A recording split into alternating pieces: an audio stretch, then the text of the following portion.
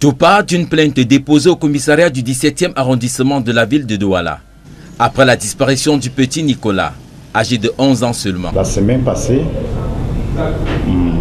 on a reçu une plainte ici, venant d'une certaine dame, Léa. Elle a déposé plainte pour enlèvement du mineur, son enfant âgé de 11 ans. Suite à cette déclaration, nous avons monté une opération. L'opération en question permet dans un premier temps d'interpeller un couple chez qui l'enfant vivait depuis sa prétendue disparition. L'enfant a été enlevé à PK21. Toute cette information nous a permis de retrouver l'enfant à PK15. On a trouvé dans la maison d'une certaine Mathieu Anita, qui elle vivait là-bas avec son petit ami.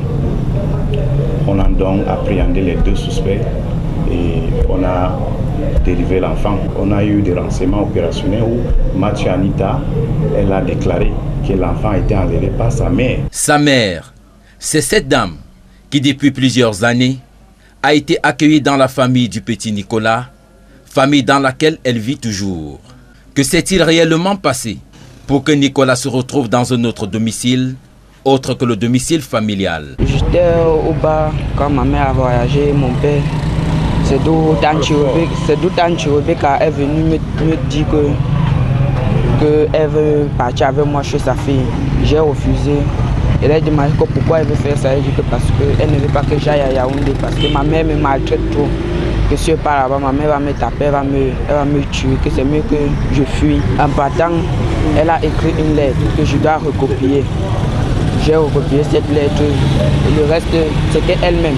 Elle m'a laissé à peu près 15 la nuit chez sa fille. Après son forfait, la principale suspecte revient au domicile familial. Question de dissiper tout soupçon. Ma question, elle part en même temps avec moi. On saurait que c'est elle qui m'a enlevé. Je peux rester chez sa fille. Tout ce qui se passait ici, elle venait nous dire ça là-bas. Une deuxième opération permet l'interpellation de cette dernière qui non seulement aurait reconnu les faits, mais a également fait d'autres révélations. Le suspect principal nous a dit qu'elle est dans un réseau de trafic des enfants. En même temps, elle devait enlever l'enfant et donner à un certain Junior. Junior qui habite à PK21.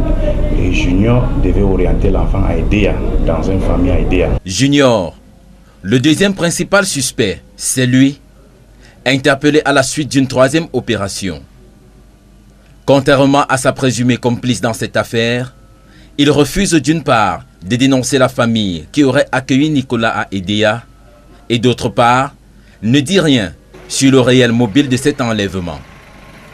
Était-ce pour un trafic d'organes humains ou un quelconque esclavage? L'enquête en cours permettra de répondre à ces questions.